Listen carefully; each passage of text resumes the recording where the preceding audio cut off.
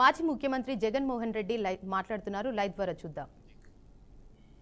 సరే, ఈ అప్పుల సబ్జెక్టు, ఈ గ్రోత్ సబ్జెక్టు, చంద్రబాబు నాయుడు గారి ఏ రకంగా ఆయన పురోగతి ఉంది అనేది చెప్పడం జరిగింది. ఇంకా ఒక్క అడుగు ముందుకు వేస్తే అవినీతి అన్నది స్థాయికి పోయింది రాష్ట్రంలో అన్నది కూడా కొన్ని ఉదాహరణలతో మీ అందరికీ కూడా చెప్తాను. ఈ మధ్యకాలంలోనే అవినీతి ఏ స్థాయికి చేరింది అన్నదానికి నిదర్శనంగా axis energy venture India private limited అనే కంపెనీ, ఒకసారి గమనించినట్టయితే ఇది కాదమ్మా, ఇది కాదు డేటా, ఇది కాదు స్లైడ్, ఇది కాదు. Axis energy venture India private limited కంపెనీతో విద్యుత్ కొనుగోలు ఒప్పందం ఈ మధ్యకాలంలోనే చంద్రబాబు నాయుడు గారు చేసినారు.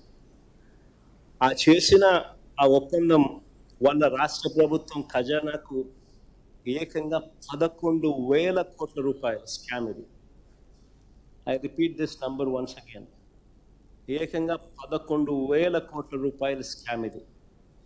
యాక్సిస్ సంస్థ నుంచి 400 మెగావాట్ల పవర్ వారి పిఎల్ఎఫ్ ప్రకారం ఏడాదికి 210 కోట్ల యూనిట్కు ₹4.60 చొప్పున కొనుగోలు చేస్తూ ఉన్నారు. అంటే దాని అర్థం ఇది కాదులేమా, ఆ స్లైడ్ వేరే స్లైడ్, ఆ స్లైడ్తో కన్ఫ్యూజ్ కావకండి, ఆ స్లైడ్ వేరే స్లైడ్.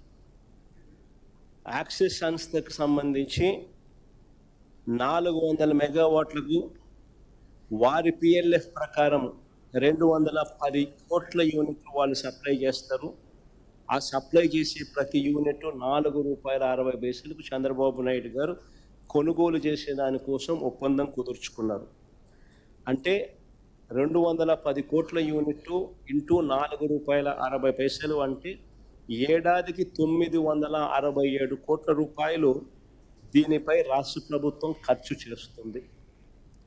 ఇక దీని కంపారిజన్ ఒకసారి చేద్దాం. దీని కంపారిజన్ మా హయాంలో మేము సెకీతో కుదుర్చుకున్న ఒప్పందం ₹2.49, ₹2.49